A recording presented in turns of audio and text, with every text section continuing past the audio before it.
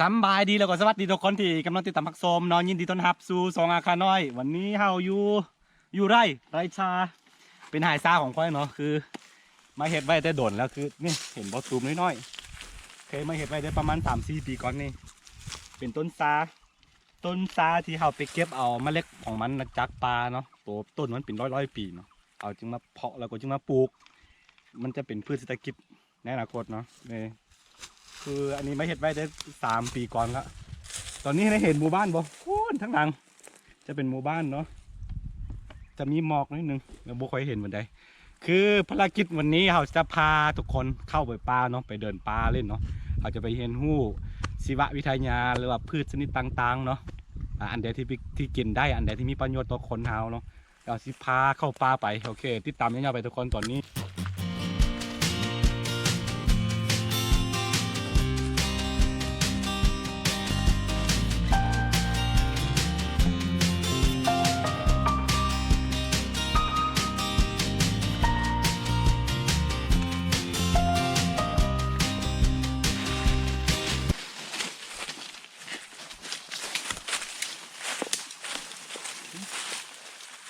คือ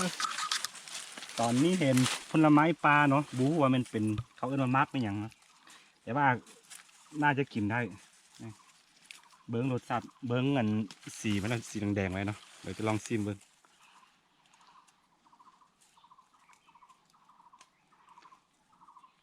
กินได้เนาะรสชาติมันจะออกหวานๆนิดนึง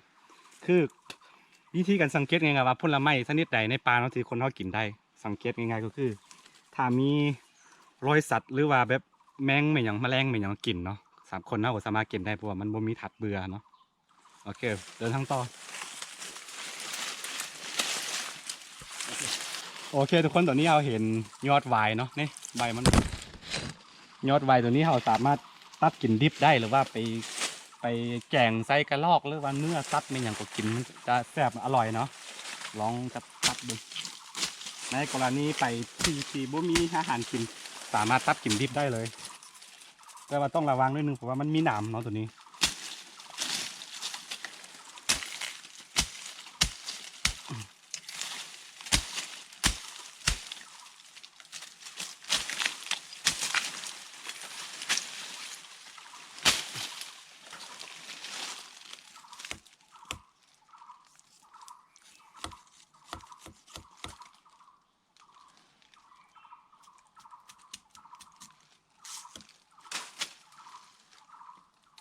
เป็นยอดไว้สามารถกินดิบได้เลยเพื่อประทังให้เรามีชีวิตอยู่ต่อได้ในกรณีไปบอนที่สุกเสริญไปบอนที่บ่มีน้ำบ่มีข้าวให้กินนั่นเอง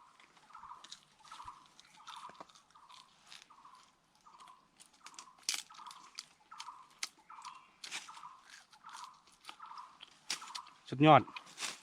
อย่างน้อยๆให้เราอย่างน้อยๆเราเห็ดให้เรามีชีวิตอยู่ต่อได้ในกรณีไปบอนที่บ่มีอาหารเนาะโอเคพูดต่อคือรู้สึกว่าในปลาแถบนี้เนาะจะมียอดหวายหลายเนาะนี่ตามนี่แมนหมดนี่แมนตามนี่แมนหมดเลยนี่เห็นปะโอ้นี่สามารถกินได้มันเอาไปเผากินก็ได้หรือว่าไปแกงกินก็ได้เฮ็ดอย่างก็ได้หมดตัวนี้แซ่บเนาะโอเคเดินทางต่อ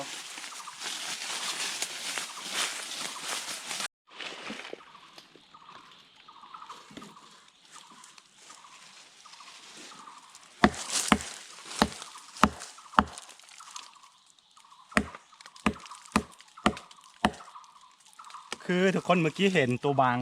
งน้อยๆเนาะตัวคล้ายๆคือกระรอกแต่ว่ามันมีปีกเห็นมันบินเข้านะบินเข้าแต่ข้างบนบุกมันไปทางใดสอกบ่เห็นเนาะคือยามัน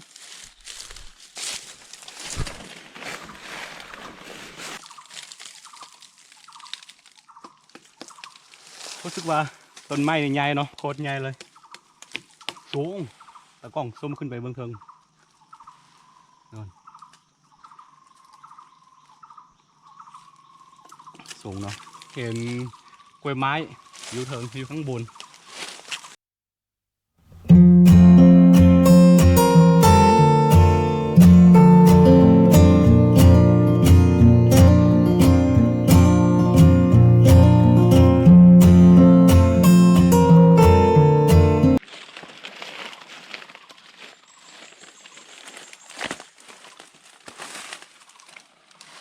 ยอดไว้ทุกคนการเดินป่ามันก็เป็นความสุขอีกอย่างหนึ่งเนาะมันเป็นบำบัดเรียกว่าบำบัดจิตนะรู้สึกว่าสงบเนาะสงบเวลาอยู่ป่า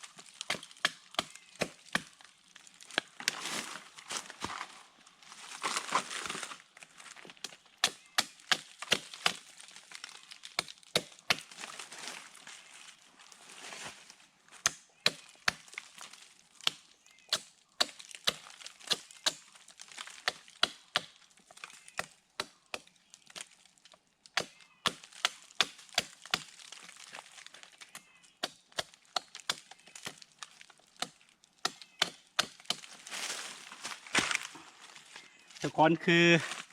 ยักษ์แนะนำเนาะตัวนี้ก็คือบ่ได้เป็นไม้เด้อเป็นเห็ดชนิดหนึ่งเนาะที่เกิดขึ้นบนต้นไม้หรือว่าบนต้นไม้ที่ตายแล้วเนาะมันคือเห็ดชนิดหนึ่งมันเป็นยาพื้นเมืองของจีนยาพื้นเมืองเนาะที่คนจีนโบราณเขาใส่มาแต่เป็นพันปีก็คือเขาจะเอาเห็ดตัวนี้ไปผสมใส่กระดูกนี่เนาะกระดูกมือของลิงเนาะลิงตัวดำเนาะสีดำมันจะมีหายากแหละหายากด้วยว่าคนอาขาแล้วคนจีนโบราณเขาก็เก็บไว้เนาะลิงเนาะเอาอันกระดูกลิงดำแล้วก็เห็ดตัวนี้เนาะไปผสมใส่กับดินหมีบีหมีเนาะไปดองเหล้ากินเป็นยาสมุนไพรชั้นดีของจีนโบราณเนาะเขาใส่น้ำใส่มันกันน้ำกันมาตั้งแต่สมัยจีนซีฮ่องเต้ทุกวันนี้เขาก็น้ำใส่เหมือนกันเนาะเป็นยาดีหลายๆยังเธอไม่มีหลายสูตรปนเธอเขาบูฮูนบ่สามารถบอกหมดได้มันเพราะว่าเป็นยาเธอได้ความรู้มาจากคนจีนโบราณเพราะว่าคุณปูเป็นมาจากจีนแผ่นดินใหญ่เนาะโอเคอันนี้เป็นเห็ดเอาสิเอาไปบ้านเนาะเอาไปเฮ็ดยา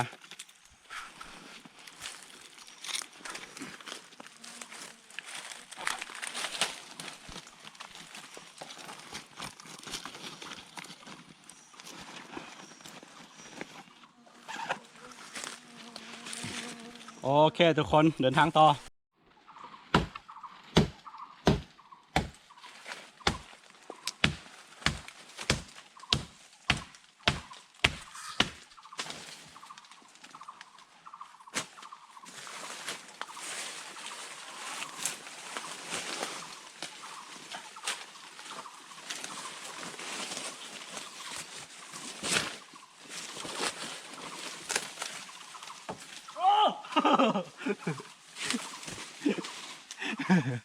โอ้สุดยอดเลยครับผม mua là chỉ 필요. โอ้ โอ้สุดยอดสุดยอดสิงสาอาคา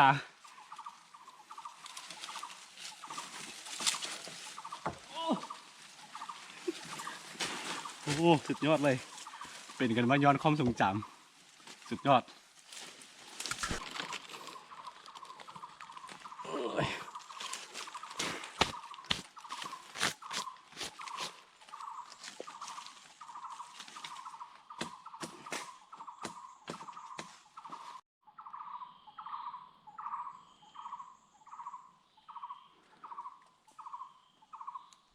ธรรมศาสตร์สุดยอดทุกคนเลย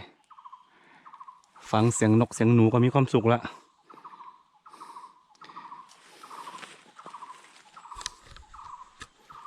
นี่แหละสิ่งที่ตามหาเนาะคนเฮาก็แปลกเหมือนกันเนาะเฮาคือธรรมศาสตร์ของคนน่ะโหยหาความสุขโหยหาสิ่งที่ดีกว่าตลอดมันบ่มีวันพอดอกคันคนเฮาบ่ฮู้จักปล่อยวางเนาะนี่แหละ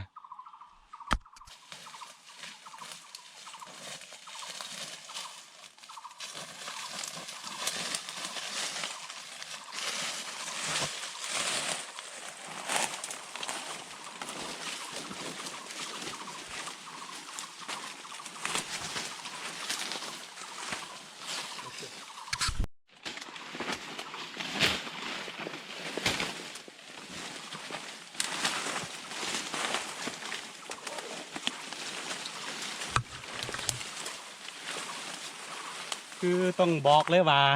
ในฤดูนี้เนาะแห้งแล้งผมบ่มีฝนตกบ่เห็นฝนตกมาได้4-5 เดือนแล้วก็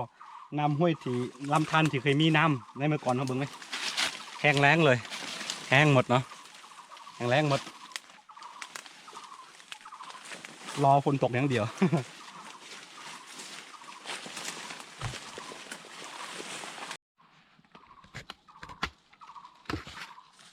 โอ้นอน สุดยอดเลย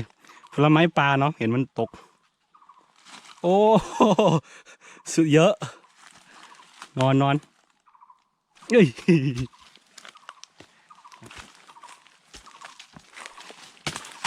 คือทุกคนไอ้นี่หินนี่บ่ไม่หินธรรมดาเลยเนี่ยเบิ้งพี่บ่ไม่หินธรรมดาเนาะมันมีเล็กปนเนาะเห็นบ่ทุกคนนี่มันมีเล็กปนมันบ่เป็นหินธรรมดาเนาะมันเป็นหินที่มีเล็กปนน่าจะเป็นบ่อออกมาจากจะมีบ่อเล็กไอ้ออมข้างนี่แต่ก็บ่จักเนาะแข็งนี่นี่เป็นเล็ก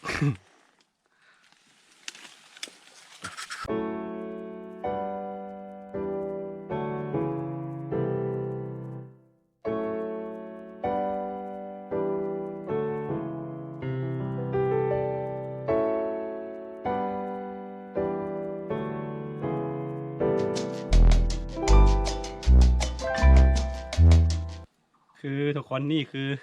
ส้มเนาะสามารถกินได้กับเกลือหรือว่าแกงไส้ปูหินแซ่บกบไม่อย่างพวกนี้เนาะ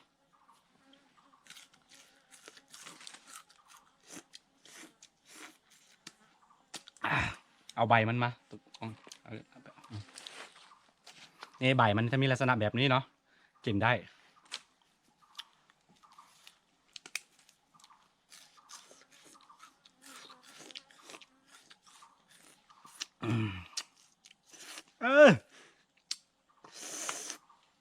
โอ้ส้มเกินส้มเกิน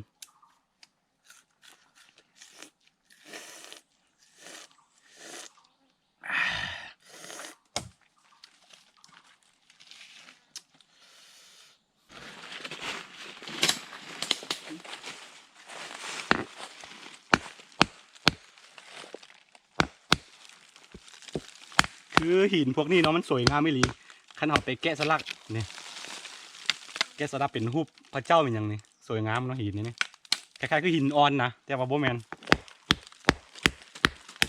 สวยงามเนาะมันจะมีสีคล้ายๆคือเพชรพลอยนี่แหละปุ่นเนาะอาจจะเป็นยกก็ได้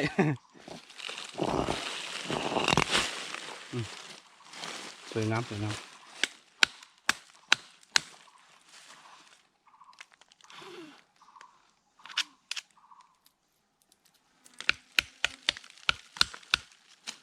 คนใหญ่ไปนะทั้งก็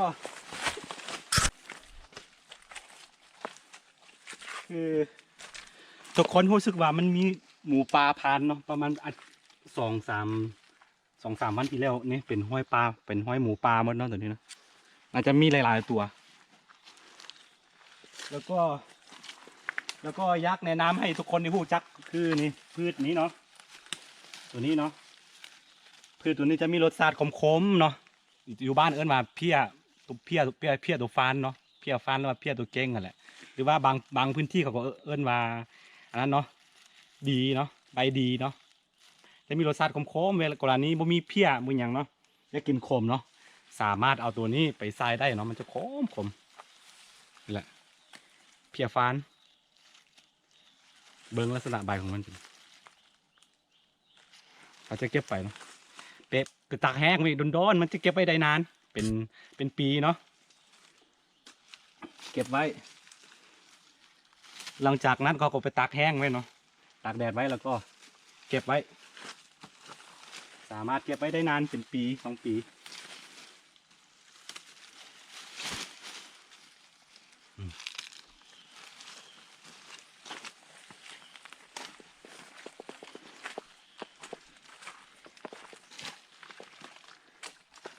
ทุกคนเห็นห้อยหมูปลาเยอะเนาะมีทั้งลูกมีทั้งตัวแม่ตัวผู้มันเยอะมันจกปูกินมันเอาซบนี่แหละดูดเอาปู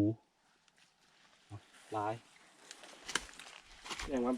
ปลาในพื้นที่นี้ยังอุดมสมบูรณ์ดีมีทรัพย์หลาย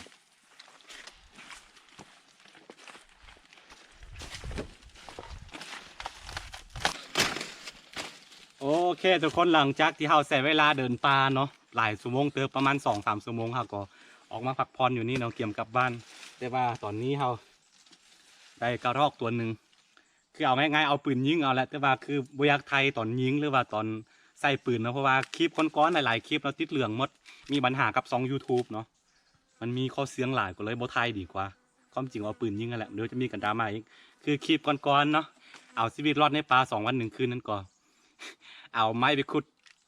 ดกระรอกในรูนั่นเนาะความจริงก็จัดฉากเอาแล้วเอาปืนยิงเอาแต่ว่าเพื่อ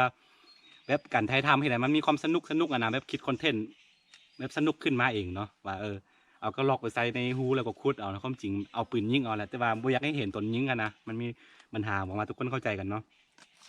ะคือการหากินแบบนี้มันเป็นวิถีชีวิตของเฮานะคือบ่หากูได้กินต้องเข้าใจแบบนี้คืออยู่บ้านมันบ่มีตลาดบ่มีเซเว่นบ่มีเงินทองให้ซื้อกินเนาะคนดอยคนปลาแบบนี้แหละต้องหากินแบบนี้เสือว่าหลายๆคนมือคนเฮาแต่ละคนต้องเปื้อนเลือดอยู่แล้วคือบ่ว่าโดยเจตนาหรือบ่เจตนาก็แล้วแต่เนาะคือเนื้อเป็ดเนื้อไก่ที่ทุกคนที่พระเจ้าซื้อกินมานะก็ล้วนแต่ชาวบ้านเขาฆ่ามาขายเองเนาะมาขายเนาะเพราะฉะนั้นมือทุกคนล้วนจะเปื้อนเลือดเนาะหวังว่าทุกคนเข้าใจไม่ต้องดราม่าอะไรเนาะลองมาเป็นค่อยแล้วเจ้าจะเข้าใจเนาะโอเคบอกว่าอะไรสำหรับคลิปนี้ก็เป็นการเฮียนหู้เดินป่าเนาะโมมีอย่างไรกันผู้ใดมักก็อย่าลืมกดไลค์กดติดตามซองอาคาน้อยเนาะเผื่อบ่พลาดวิดีโอใหม่ๆจากซองอาคาน้อยเนาะโอเคที่ตามเงี้ยวๆไปเนาะ